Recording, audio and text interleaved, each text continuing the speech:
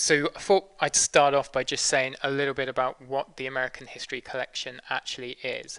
So if I just switch to the Gilder Lehrman Institute website, because this is the archive that we partnered with for this particular collection. I know a lot of people are quite familiar with Gilder Lehrman in America. It's a non-profit organization that's dedicated to K-12 education, really, but also wider public awareness of American history. And one of the most important elements to the Institute is its archival collection. And this houses over 60,000 historical documents relating to America. So what Adam Matthew did in partnership with Gilder Lehrman was to scan these documents and to put them online. And they kind of form the basis of the digital archive that we'll be exploring today. So the vast majority of the documents from Gilder Lehrman are available in this archive, but there's also a whole range of additional features that aid the study of teaching of American history, and so that's what we'll be looking at today. It's split into two modules, the breakpoint being 1859, and there's also 6 sub-collections, and these are modelled on the original archive's own structure. For the purposes of anybody actually using the documents and the features in the site, those breakdowns are probably not going to mean a huge amount. Generally speaking, you'll be using the same documents and the same additional features, regardless of how it's broken down. Just a little bit about the functionality of the site. Main navigation bar is at the top here, and there's a few sections that might be quite interesting for teachers to explore initially.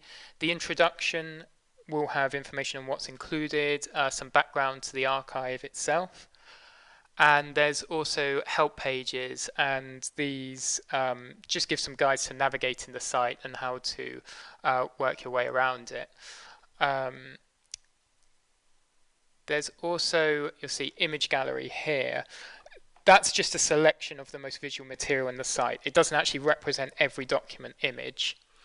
And for that, what you want to go to is the Documents tab here. But before we go into the documents, what I'd actually like to start with is an additional feature that I thought would be quite a nice opening. So if we go to the Explore page, because one of the things that we like to do at Adam Matthew is to create features that allow teachers and students and any users of the site different ways into the documents. So I'm going to start by having a look at the Mapping Gettysburg feature. So what we did here was took a historical map of the Gettysburg battle site, and we've plotted onto it a few different features. So you can see the whole site here, but if I zoom in, you can see that what we actually have here are photographs of people who died during the battle. We've got letters and diaries of people who fought in the battle. There's some historic photographs of the battlefield itself, and there's also some modern views of the Gettysburg National Park. And I think this is just a really nice feature to perhaps use in the classroom. You know, if you're teaching on the Civil War and you're teaching Gettysburg, but also just soldier experiences more generally, what you'll see is that we've actually plotted onto this map the different features that I've just mentioned. And if you click into one of these, you'll get a little sidebar with some more information, and you can expand that as well. So you can have a look at some of the images of the battlefield site, both as it looked in the past, but also from some modern views as well. I'll just bring up one of those. So a modern view of what the national park actually looks like today. But perhaps one of the most interesting aspects of this feature is having a look at some of the original documents. So here I've clicked on the Civil War diary of William R. Buchanan. So what you see on the left side of your screen now is a little excerpt from his diary, some content description, which you can expand if you want to, and some additional information as well. Where this works really nicely, you'll see that there's this little line here about going into action at daylight.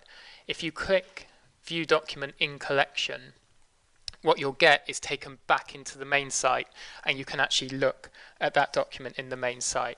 So that Gettysburg feature is nice to use in the classroom. It's nice to get students thinking maybe in a more visual or mapping sort of way, but it will bring you back into the original documents if that's what they want to use. So this has actually taken us to what all of our document landing pages look like in the site. So you will always have thumbnails along the top of the screen, and you'll always have the information on what the document actually contains below it. And this has been created, again, in partnership with the archive. So Gilder Lehrman supplied some of this information, and then the editorial team at Adam Matthew added information as well.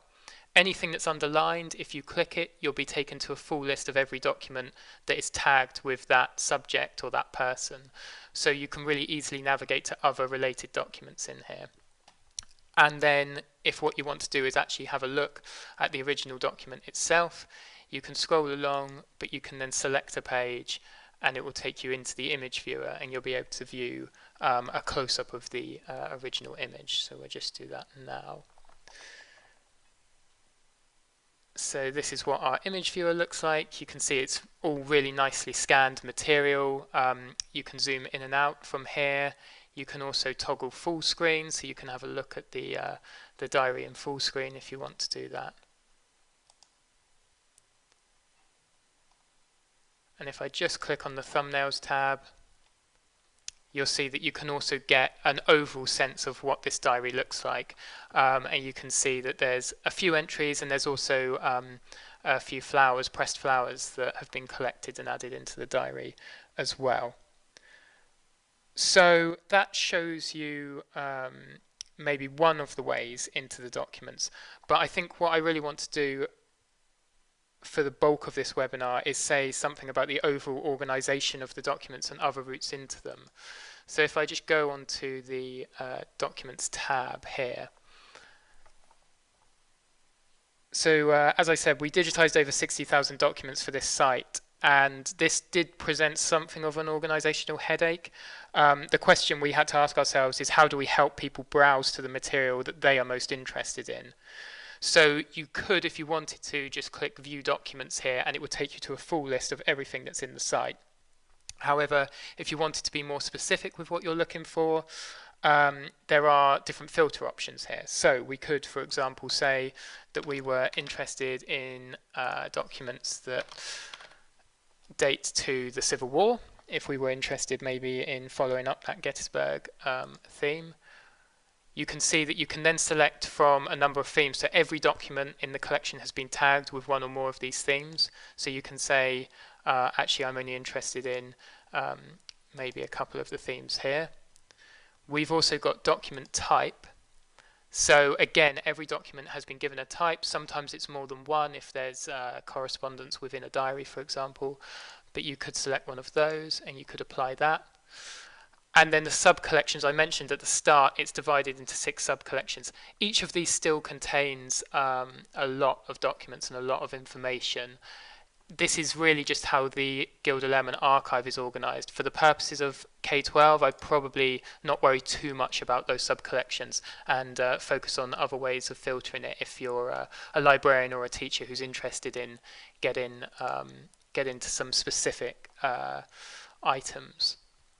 So if you then click View Documents, having applied those filters, you get a more manageable list that is restricted to the kind of material that you're more interested in. And you can see here that we've got a number of letters, quite a few from Abraham Lincoln. Again, in terms of the organization of the site, this is what our documents list is always looking like. And what this will do is give you a really brief overview. So we saw before what an individual document details page looked like. Well, before you get there, you will get some top level information to help you decide whether you want to click in and read more. So you can hover over this little information button and it will just give you a brief description of what's actually contained in that letter.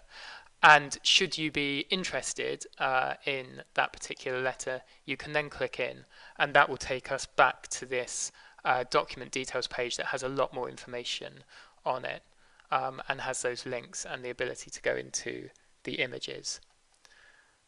So just to go back to the documents and reiterate that, using those filters will get you to a list of much more specified material. Now, if you wanted to get rid of those filters, you do actually have to go in and manually clear them and click apply again. So that would clear everything out, and you can then view the documents as you would before. You'll notice that there's also these 4 buttons at the bottom, so I just want to say something about them as well, because these aren't filter options, but they are other ways into the material. I'm going to start with the Explore Archives folder feature. My suspicion is that these will also be less relevant to schools. These were really created for university researchers who might be already familiar with the layout of the Gilder Lehrman Archival Collection. So what we did is every time a document was contained in a box or a folder in the original archive, we've replicated that digitally by creating what we call archive folders. So, for example, a collection of material relating to Aaron Hobart was in one box, and you can select that material, hit search, and it will take you to all of those documents. As I say, I'm not going to dwell too much on that because I feel like that's really a tool for people who are very familiar with the Gilder Lehrman archive and have used it for personal research. From the point of view of schools, I'm thinking the popular searches might be a nice place for teachers to start if they've got in mind a particular person that they're teaching on that they would like to show a couple of documents to their students for. Popular searches is a good place to go. What this is are a list, so 2 lists, one of the people who appear most often in the site and the other of the subjects that appear most often in the site. So clicking on one of these will take you straight into a list of documents that's been filtered by that person or that subject. So you can go in and you can find material on a personal subject to use in class. You can also get to the popular searches up in this top right corner that appears on every page in the site. Now obviously the popular searches is only the very top appearing ones, the top 100 people who appear in it. There's actually close to 20,000 people who actually appear in the site and are indexed in the site, so they're searchable in the site. And if you want to get into more detail in the sense of that, it's the search directories that you want to go to. So we've got the search directories page, and you'll see that here we've got them divided up into subjects, author, recipient, place written, people, and then 3 for the Civil War. The Civil War ones are quite interesting. If a class is investigating a particular theatre or a particular unit, they can have a look at that. The recipient relationship allows you to look at just letters that were written between fathers and sons, for example. So that's quite a nice tool. And again, author, recipient, and place written tend to be tailored towards the correspondence and the letters in the collection. So you can look at letters or books that were written in a particular place or by a particular author, or that were sent to a particular person as well. In terms of where the most terms are, subjects is obviously one of them, but people will be another one. And you can see that we've made it a little bit more manageable by breaking it up into alphabetical order. So if, for example, you were interested in Alexander Hamilton, you could go into the search directories here, and we could scroll up. We could find Alexander Hamilton. We could add him. So you add selections to that right side just by clicking the little green plus. And then once you're happy that you've got everyone you're interested in, you can click search. And this is again going to filter this overall document list according to documents that have been tagged with the name Alexander Hamilton. So you can see here his report to Congress about public debt, discussions with the Senate. There's a letter from James Monroe about his affair with Maria Reynolds. There's a really amazing amount of material on Hamilton in here, actually. I know he's a very popular figure at the moment, and Gilder Lehrman have been doing a lot of work with schools related to the musical and relating to the documents that they have on Alexander Hamilton. What I'm doing here is actually reordering the list. So you can filter using these buttons at the top, just like you could on the document's landing page before. but you can also reorder your list according to these column headers. So the date one I find to be particularly useful because you can say, okay, I actually want to look at them in chronological order or reverse order in this case. So we're kind of going back through Hamilton's life, some posthumous publications first of all, but then we get some really interesting ones. This one in particular is quite a nice example of a document in the collection. So this is Angelica Church to her brother Philip Schuyler. Hamilton was married to Angelica and Philip's sister. And if we just click into this document, I'm going to go full screen. So she's actually writing on the morning of Hamilton and Burr's famous duel, and she says, I have the painful task to inform you that General Hamilton was this morning wounded by that wretch Burr. But she actually goes on to say we have every hope that he's going to recover. Now that's obviously quite difficult to read. The handwriting isn't especially neat. What we have done is wherever possible, we do have just really basic transcripts of some of the manuscript material in here. So you can see here the bit that I just read out is here in the transcript. Now these don't exist for every document in the collection. For a start, some of the documents are printed, so they're a little bit easier to read, but they have been put in wherever we've got them for the manuscript material. Those transcripts as well are fully searchable, so if you do a search of the website, you will get results from those transcripts as well. So that's just something that makes some of these handwritten items a little bit more manageable, a little bit easier to read and to search for. Now, mentioning the search kind of reminds me that so far all of our pathways into the documents have involved browsing. And actually, if you're a teacher who's looking for materials for the classroom, the chances are you're going to want to search for those rather than necessarily browse. We do have a basic search bar where you can just put in a keyword and it will search the entire site. It will search all of this information that we've tagged on the documents, and it will also search the full text of any printed documents. Generally speaking, with a site of this size, that's going to return a lot of results, and they can, even with all of those filters in place, it can be a little bit overwhelming sometimes. So I always prefer to use the advanced search. I think this is a nicer way to really kind of pin down exactly what it is you're looking for. So the advanced search can be reached again in the top right corner of every page on the site, so you're always only one click away from it. And what this allows you to do is you can do a basic keyword search of all of the material, but you can also limit it to those fields that we were looking at just then in the subject folders. And the other thing it allows you to do is things like proximity searching, so you can search for two words but within a certain proximity of each other. So say you search for slavery and abolition, you could put in a proximity value of 10 into this box, and it would only search for documents that mention slavery and abolition within 10 words of each other. So again, there's some advanced tools here that can really help you to pin down the most relevant material. You also have your filters that we've already seen in those document lists as well, so you can pre-filter the material.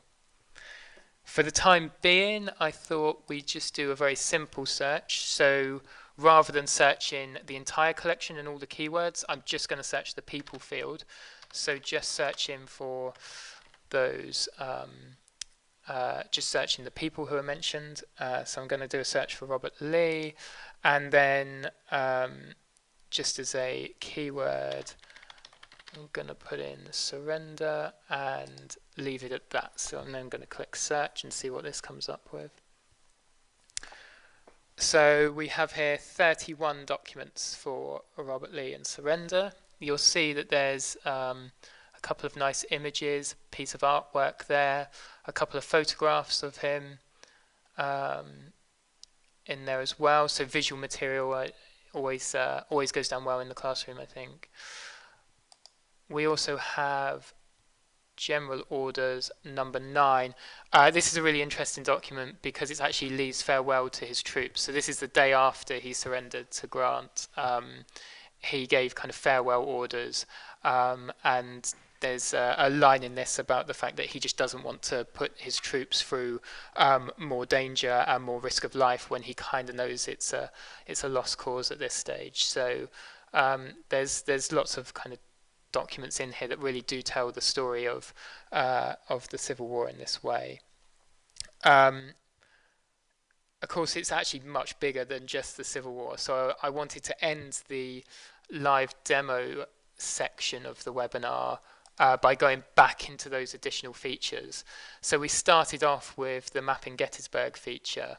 What I'd like to end the demo with is the History of America in 100 Documents feature. So I'm just going to click into this. So I think of all the additional features, this is possibly the most accessible one for K-12 students themselves. So rather than a teacher going in and selecting a few documents to share with the class, if you wanted to actually let the class do some exploration of their own, you could actually point them directly into this American History in 100 Documents feature. And this is all of a sudden a much more slimmed down kind of highlights of the collection. So what we basically did is the editorial team picked out 100 documents that centered around a few major themes. You can see the themes at the top here. And if you click on any of these, it will automatically filter the list below by them. Alternatively, you can see all of the documents here. Now, 50 of these come from before the Civil War and 50 come from during and after the Civil War. So we've tried to make sure that there's documents from as you can see here, the Barcelona letter that Christopher Columbus wrote back to the King and Queen of Spain, all the way through to the New Deal and the Second World War. So it's a real vast time span that's being covered here. But because there's just those 100 documents, it should be really nice and easy for students to explore for themselves. When they click into one of them, they get this pop-out. It will give them a top-level description of what the document is. But then if they're interested in it, they can click in to read more and they can see much more of the document. So this is a personal favorite of mine. It's a very early printing of the Constitution before it had been ratified. So straight away you can see differences with the Constitution that was ratified. For example, it names each individual state rather than talking about United States. And this was actually whilst the Constitutional Convention was ongoing. So the handwritten notes on the side are those of Pierce Butler, who was one of the representatives at the Constitutional Convention. And his notes are basically saying, this is what I agree with, this is what I change. So it's a really interesting document from that point of view. Any students who were using it actually get a full description of what's in it and the kind of themes that it showcases underneath. But the other thing they can do from here is jump into other related documents, so the Declaration of Independence, a letter from George Washington to Henry Knox saying that he doesn't really want to be president, or again, we're always trying to lead people back into the main collection if we can. You can click on this View Full Document button and it will take you back into the collection and back into this landing page for the document with all of that information and the ability to look at it in the image viewer. So that History of America in 100 Documents I think is a really nice feature if you wanted to let students explore the collection for themselves rather than having things pre-assigned by a teacher. Now, that's the kind of overview of the site itself. The thing that I kind of wanted to say off the back of that last feature is that we're well aware of the fact that K-12 teachers will probably be using this site differently to those at college level. And with that in mind, what we're able to do is offer some bespoke assistance for schools. So I actually put together, I'm just going to go to the top of this document, a brief overview document. It's 3 pages long, and it kind of outlines how the site's been used by schools before. So if I scroll down here, there's a little bit about AP US history and the areas of the curriculum that this collection can cover. There's some links to some short videos about the collection.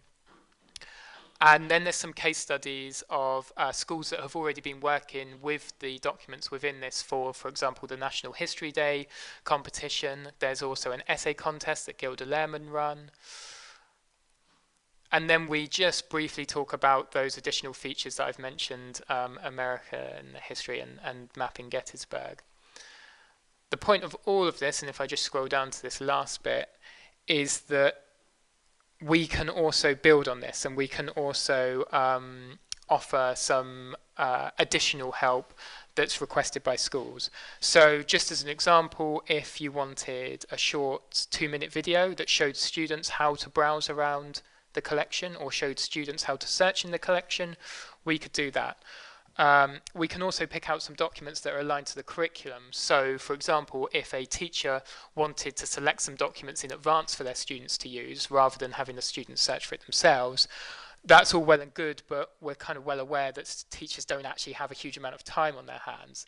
So what my colleague Alex did is actually produced a guide that picked out some documents aligned to AP US history in advance. So rather than having to search for these documents themselves, the teacher is kind of provided with ready-made links to certain documents that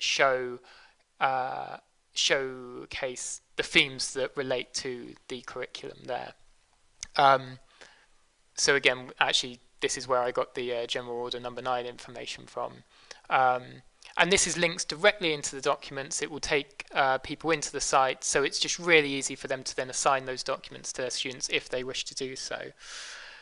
The point of showing this is that if there's interest in having these documents made available, I can email them through to people. And then if you have a specific request, we're very happy to make guides for your individual school as well, depending on what's being taught at the school and what students and teachers are most interested in. So I think we wanted to kind of make it clear that even though there's those additional features in the site, it's also something that we can work with you and your school as well, to make sure that things are specific to your needs and requirements.